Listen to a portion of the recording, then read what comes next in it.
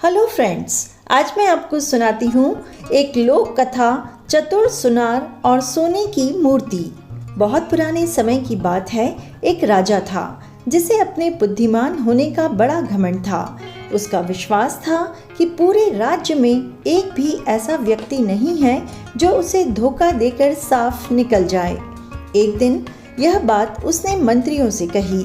सबने उसकी हाँ में हाँ मिलाई, बस एक को छोड़कर। राजा ने उस मंत्री से बड़े आश्चर्य से पूछा, क्या तुम नहीं मानते कि मुझे धोखा देना नामुमकिन है? नहीं महाराज, मैं नहीं मानता, मंत्री ने कहा। हो सकता है यह बात औरों पर लागू होती हो, लेकिन मैं अच्छी तरह से जानता हूँ कि कुछ सुनार अपने ग्राहकों के साथ धोखा करते हैं। हमारे अपने राज्य में भी। मैं नहीं मानता, राजा बोला। मैं सभी सुनारों को बुलाऊंगा और उनसे खुद बात करूंगा। पर महाराज, अगर यह बात सच हो तो भी क्या वे लोग मान लेंगे? बाकी मंत्रियों ने प्रश्न किया। आप लोग चिंता न करें, मैं उनसे निपट लूंगा, राजा बोला। अगली सुबह ही राजा ने राज्य के सभी सुनारों को बुला भेजा। जल्दी जल्दी सभी सुनार राजमहल पहुंचने लगे। सब हैरान थे कि आखिर मामला क्या है, राजा ने हम सबको क्यों बुलाया है। एक ने पूछा, क्या राज परिवार में किसी का विवाह है या राज्याभिषेक की अचानक तैयारियां हो रही हैं? दूसरे ने कहा, हो सकता है रानियां अपने पुराने गहनों से ऊब गई हों और उन्हें तुड़वाकर नए गहने बनवाना चाहती हों। नहीं, तीसरा सुनार बोला, रानियां तो हमें स्वयं ही बुलाती हैं। यह मामला तो महाराज से जुड़ा मालूम होता है। मेरे विचार से महाराज पड़ोसी राज्य को कुछ खास तोहफे भेजना चाहते हैं और कुछ गहने बनवाने की जल्दी में होंगे, एक और सुनार बोला। इस तरह अनुमान लगाने से कोई फायदा नहीं होगा। सभी सुनारों में सबसे छोटे लेकिन सबसे अक्लमंद सुनार ने बोला, महाराज स्वयं ही बता देंगे कि बात क्या है। इतने में राजा कमरे में प्रविष्ट हुए। मैंने आप लोगों से सीधा साधा प्रश्न पूछने के लिए आपको यहाँ बुलाया है। मुझे आशा है कि आप सच बोलेंगे, राजा ने कहा। यदि मैं आपको कुछ बनाने के लिए थोड़ा स्वर्ण दूं, तो क्या आप मेरे जाने बिना उस सोने में से जरा सा भी चोरी कर सकते हैं? और यदि आप यह काम किसी की निगरानी में करें तो भी क्या चोरी संभव है? कमरे में सन्नाटा छा गया। राजा ने उन्हें गौर से देखते हुए पूछा, बोलिए। सुनार एक दूसरे का चेहरा देखने लगे। जी हाँ महाराज, यदि हम सचमुच चाहें तो संभव है, सभी सुनार एक स्वर में बोले। अच्छा, राजा को अपने कानों पर विश्वास नहीं हुआ। आप लोग कितना सोना चोरी कर सकते हैं? हम चौथाई हिस्सा तक निकाल सकते हैं, कुछ सुनार बोले। हम आधा निकाल सकते हैं, दूसरे बोले। और मैं चाहूँ तो पूरा ही उड़ा सकता हूँ, सबसे बुद्धिमान सुनार बोला। राजा ने नजर भरकर उसे ऊपर से नीचे तक देखा और कहा, मैं तुम्हारी बात नहीं मानता, पर तुम एक बार कोशिश करके देखो। तुम रोज राजमहल आओगे, यहाँ मेरे दिए हुए वस्त्र पहनोगे, मैं तुम्हें सोना दूंगा और मेरी उपस्थिति में ही तुम गणपति की एक प्रतिमा बनाओगे। और जब कभी मैं बाहर जाऊंगा, मेरा अंगरक्षक तुम पर नजर रखेगा। जब तुम घर लौटोगे तो सब कुछ यहीं छोड़कर जाओगे। अपने पहने वस्त्र फिर से धारण करोगे और महल के बाहर कदम रखने से पहले तुम्हारी तलाशी ली जाएगी। जब तक तुम एक गणपति नहीं बना लेते, तब तक तुम्हारी यही दिनचर्या होगी। जी महाराज, वह सुनार प्रसन्नता पूर्वक बोला। एक बार फिर सोच लो, क्या तुम यह कर पाओगे? राजा ने पूछा। जी महाराज, मुझे विश्वास है कि मैं यह कर लूंगा, सुनार बोला। अगर तुम अपने उद्देश्य में सफल हो गए तो मैं अपनी बेटी का विवाह तुमसे कर दूंगा और अपने राज्य का आधा हिस्सा भी दे दूंगा, राजा बोले। पर अगर तुम असफल रहे तो तुम्हें हमेशा के लिए देश निकाला दे दिया जाएगा। जो आज्ञा महाराज।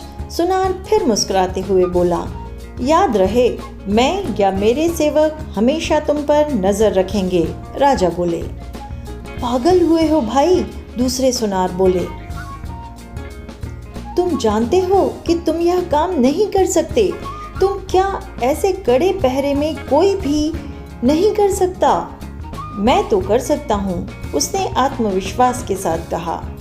वह सुनार अगले दिन सुबह सुबह ही महल पहुँच गया। उसने दूसरे कपड़े पहने, सोना और औजार लिए और काम शुरू कर दिया। राजा के पहरेदार दिन भर उसे घेरे रहते। अधिकतर समय राजा भी वहीं आसपास रहता। सुनार अपना काम सोना पिघलाना, तराशना, आकार देना आदि मन लगाकर करने लगा। अपने आसपास बैठी जनता से उसे कोई फर्क नहीं पड़ता था। दिन भर की मेहनत के बाद अपने वस्त्र फिर से पहनता, राजा के आदमियों को सब सामान सौंपता और अपने घर की ओर बढ़ जाता।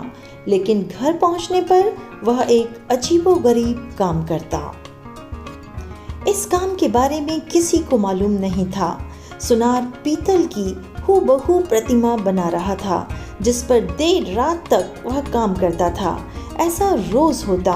दिन भर वह राज सेवकों की कड़ी निगरानी में सोने के गणपति बनाता और रात के सन्नाटे में पीतल की प्रतिमा, जिसमें कभी कभी उसकी बहन उसकी मदद किया करती। आखिरकार 7 दिन बाद दोनों मूर्तियां तैयार हो गईं। 7वें दिन सुनार ने गणपति की प्रतिमा उठाकर सबको दिखाई। क्या यह पूरी हो गई? राजा की आवाज में उत्सुकता थी। बस महाराज, जरा सा काम बाकी है, सुनार बोला। रात भर मूर्ति को ताजे दही में डुबोकर रखना होगा और अगली सुबह उसे चमकाऊंगा। यह बहुत जरूरी है। अच्छा, राजा हैरान था। मैंने तो पहले कभी किसी को भी दही से मूर्ति चमकाते नहीं सुना। यह मेरी खास तकनीक है, सुनार ने कहा। क्या मुझे ताजे दही का एक बड़ा मटका मिल सकता है? अब यह भी अच्छी फरमाइश है, शाही पहरेदार मुंह बिचकाते हुए बोले। संध्या के समय ताज़ा दही कहाँ से आएगा? आमतौर पर लोग रात में दही जमाते हैं, जिससे कि वह सुबह तक तैयार हो जाए। तुम्हें दही चाहिए था तो सुबह क्यों नहीं बताया? हम थोड़ा दही जमा कर रखते। मैं बिल्कुल ही भूल गया था, सुनार बोला। क्या बाजार से भी नहीं मिल सकता? तभी उन्होंने एक युवती को सिर पर बड़ा सा घड़ा लिए सड़क की ओर जाते हुए देखा। तुम क्या बेच रही हो? पहरेदार जोर से चिल्लाया। ताज़ा दही, युवती बोली। आज मुझे घर से आने में देर हो गई और मेरा दही बिका ही नहीं, पर इसे वापस घर ले जा रही हूँ। रुको, राजा का नौकर बोला। इसे यहाँ लाओ, हम इसे खरीद लेंगे। भगवान का शुक्र है, सुनार बोला। मुझे तो चिंता हो रही थी। सोच रहा था कि दही नहीं मिला तो फिर क्या करूँगा। लड़की दही का घड़ा लेकर आ गई। मैं पहले इसकी जांच करूँगा, सुनार बोला। जाने अच्छा है भी या नहीं। मुझे जब तक इसके पैसे नहीं मिलेंगे तब तक तुम्हें हाथ भी नहीं लगाने दूंगी। ताज़ा माल है, तुमने अगर खराब कर दिया तो आधे दाम पर भी नहीं बिकेगा, समझे? अच्छा ठीक है, हम इसे खरीद लेते हैं। मटके के अंदर झांकते हुए सुनार बोला, ठीक ही लगता है, कहते हुए गणपति की स्वर्ण प्रतिमा घड़े में डाल दी। राजा ने लड़की को सोने की अशर्फी दी। वह जाने ही वाली थी कि सुनार ने उसे फिर आवाज दी। मुझे यह दही अच्छा नहीं लगा, वह बोला। इसमें पानी ज्यादा है और इससे मूर्ति में वह चमक नहीं आएगी। मैं कल सुबह ताज़ा दही लेकर अपना काम करूंगा। और मैं क्या इस दही का अचार डालूं? लड़की गुस्से में बोली। अब तो इसे कोई खरीदेगा भी नहीं। खाओ, फेंको, जो मन में आए करो, सुनार ने घड़े में से मूर्ति निकालते हुए कहा। और खबरदार, ज्यादा बड़बड़ की तो भूल गई, महाराज ने इसकी कीमत दे दी है। लड़की ने घड़ा उठाया और मुंह ही मुंह में कुछ बड़बड़ाती हुई चली गई। अगले दिन सुनार ने मूर्ति ताजे दही में चमकाई और राजा के हाथ में दे दी। राजा ने अपने स्वर्ण विशेषज्ञ को बुलवाया। इसे देखकर बताओ कि सुनार ने इसमें से कितना सोना गायब किया। विशेषज्ञ स्वर्णकार ने उसे जांचना शुरू किया, लेकिन बार बार जांचने परखने के बाद भी उसकी समझ में कुछ नहीं आया। बताओ भाई, क्या बात है? राजा अधीर हो चला था। महाराज, इसमें तो रत्ती भर भी सोना नहीं है, यह कैसे हो सकता है? राजा भी एकदम हैरान था। स्वयं मैंने इसे सारा सोना दिया और इसने मूर्ति भी मेरे ही सामने बनाई है। इसे कमरे में से एक भी वस्तु बाहर नहीं ले जाने दी गई। यह सब तो मैं नहीं जानता, पर इतना जानता हूँ कि यह मूर्ति सिर्फ पीतल की है। सोने का तो इसमें नामो निशान भी नहीं है। विशेषज्ञ बोला। यह तो कमाल हो गया। राजा चकित था। मैं न कहता था कि मैं कर सकता हूँ, सुनार मुस्कुराते हुए बोला।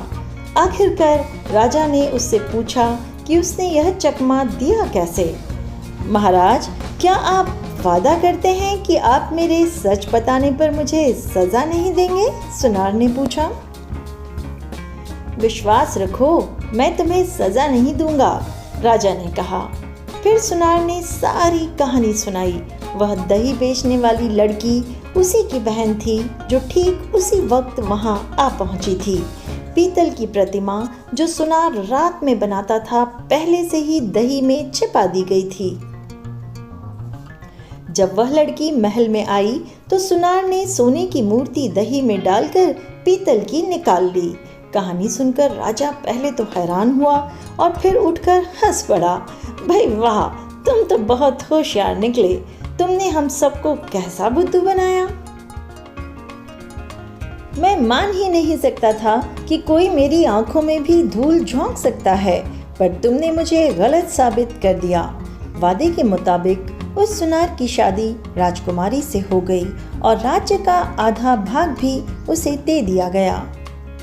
राजा बनने के बाद सुनार ने फिर कोई चालबाजी नहीं की। कई वर्षों तक उसने प्रजा का स्नेह पाया और राज्य के श्रेष्ठतम राजाओं में उसका नाम गिना जाने लगा। तो दोस्तों, इस कहानी से हमें ये सीख मिली कि अपनी चतुराई और दूरदर्शिता से किसी का भी घमंड तोड़ा जा सकता है, फिर वह राजा ही क्यों न हो। दोस्तों, ये कहानी आपको अच्छी लगी हो तो लाइक और कमेंट करके मुझे बताएं। साथ ही इस चैनल को अभी तक आपने सब्सक्राइब नहीं किया हो तो सब्सक्राइब करें बेल आइकन दबाते हुए। Thanks for watching.